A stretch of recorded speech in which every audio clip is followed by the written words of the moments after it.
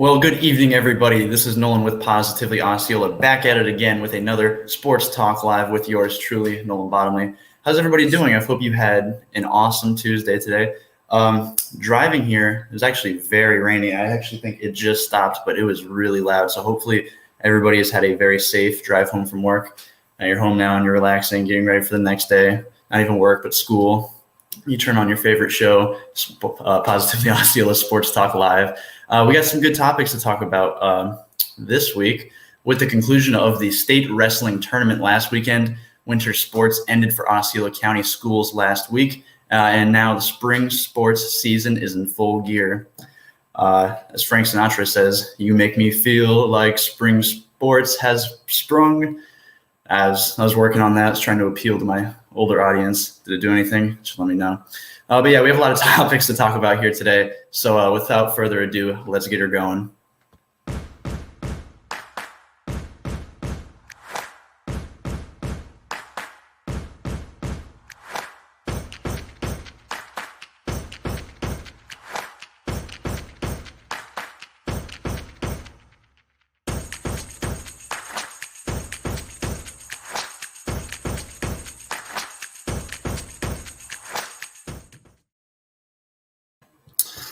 Alrighty.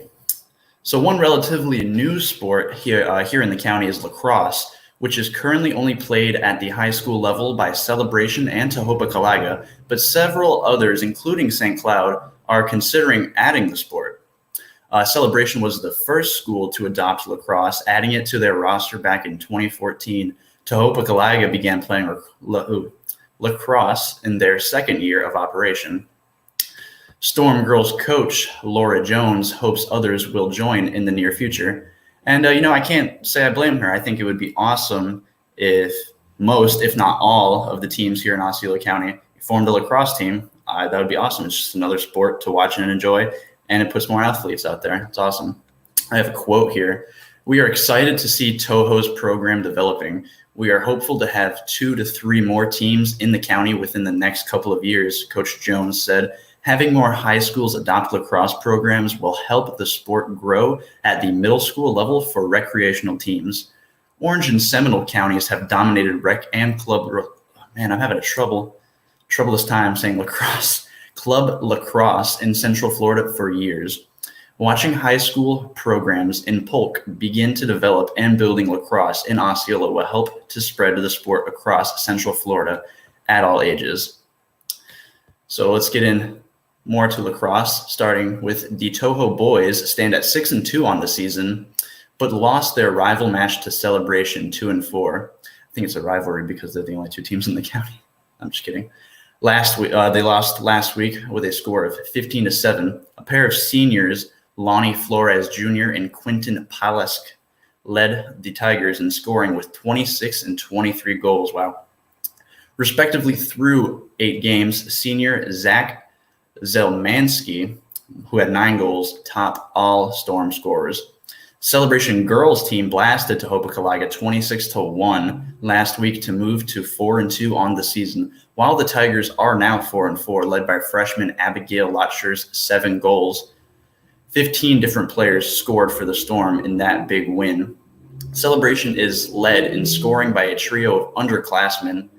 Lotcher, like we discussed, 15 goals. Aaron Bay Balbonton, I'm sorry if I mispronounced that, 14 goals. And Isla Moffitt, who has also 15 goals. 2 sophomores have led the Tigers in scoring, and Lauren Shira has 28 goals, and Melina Swaizgood has 19. So that's certainly awesome to hear about these girls lacrosse players. They're certainly putting up some serious points, and that's always an awesome sight to see. So we're going to be moving on to our next topic now, tennis. In what could be a decisive sport as Celebration tries to claim their first Orange Belt Conference overall team championship, the Storm boys team with a record of 5-2, 3-0, and girls team 6-3, 4-0 have remained undefeated in conference play. Santiago Lopez is 4-1 overall in the number 1 singles position for the Storm. Sophomore Lily Gibbs has been handling the number 1 spot on the girls' side as well. That's it for our tennis news. We are going to be talking about baseball now. Let me pull up my awesome graphic.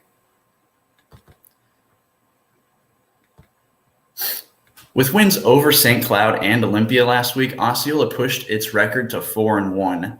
They have 2 big home games this week, hosting 4-2 Lakeland on Tuesday and playing rival Harmony on Thursday. Pitching has been a big key to the early success, as the Cowboys have a team earned run average of 1.31 and have been allowing just 2.4 hits per game. 2.4 hits. Wow, that is a mind-blowing stat. That is, if you are holding your team or the team you're playing to 2.4 hits per game, you're doing something right. That coach is doing something right. The players are doing something right. You guys are doing something solid. Bake Birchler was hitting .500 on the season, 7 for 14 in baseball. That's a 7 for 14, man, that's a basketball or football stat. But to have that in baseball, that is truly impressive. And while senior Chris Palmy has only 3 hits, all 3 went for extra bases, and he had a team-leading 7 RBIs. Wow. Playing a tough early season schedule where 4 of its first 5 opponents have a combined 14-5 record, the Harmony Longhorns were off to a 1-4 start. Sophomore Cade Walter was leading the Longhorns with a .600 batting average, 9 for 14. Wow, that's even better. That's crazy. While Caden Scarborough has a 1.40 earned run average in 2 appearances. Celebration was 2-3 through 5 games. Aiden Fernandez was the Storm's leading hitter with a .429 average, 6 for 14. While Osceola Quintero, so sorry if I mispronounced that, was 1-1 with an impressive 0.72 earned run average. Tahopa Caliga took a 3-1 record into this week's play. Justin Diaz, who was batting 6 for 10, and Juarez McGee, 5 for 10, tied the Tigers in hitting. Moises Hernandez has 2 complete games, a 2-0 record, and a 1.0 earned run average in his 2 starts. Liberty was 3-2 on the season, with sophomore Ed Diaz hitting a .750 or 9 for 12. Man, these batting averages are incredible.